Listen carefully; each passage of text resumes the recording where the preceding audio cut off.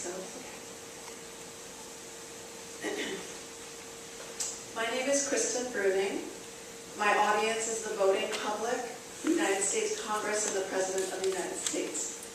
I want to thank the Partners in Policy Making course for giving me this opportunity to speak. I'm going to address the general need for greater financial support for people with disabilities and focus specifically on the ABLE Act. I come to the Partners program as a family member of a person with disabilities. I will respect the request of some of my family members to keep our details private, but please know I am personally impacted by disability. Professionally, I'm a child psychiatrist and work with many families that have children with disabilities.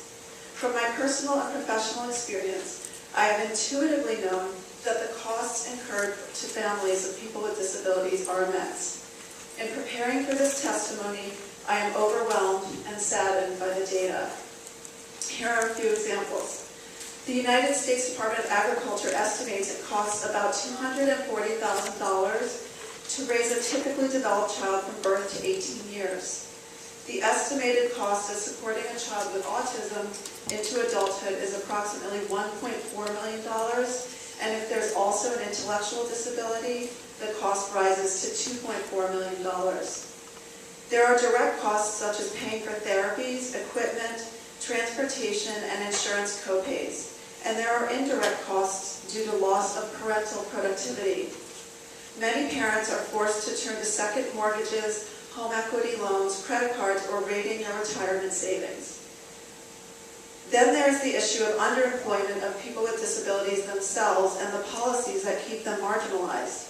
For example, in order to retain SSDI benefits, one cannot exceed $2,000 in personal assets.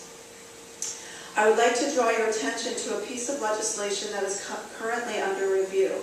It is called the ABLE, Achieving a Better Life Experience Act. This legislation would help ease the financial burdens by creating a tax-free savings account, much like the 529 education accounts, that could be used for disability-related expenses such as education, housing, transportation, employment support, or assistive technology. An ABLE account could be set up by the individual with a disability, him or herself, or family members.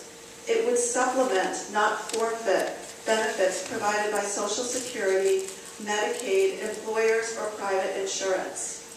I believe everyone has the right to save for what they need and want in life. Too often, people with disabilities are forced by the way our system is set up to live a marginalized or impoverished life. We have a long way to go to bring people with disabilities on equal financial footing with the non-disabled. One step towards changing this is urging our lawmakers to pass the ABLE Act. Thank you again for this opportunity, and please let me know how I can be of further assistance. Thank you.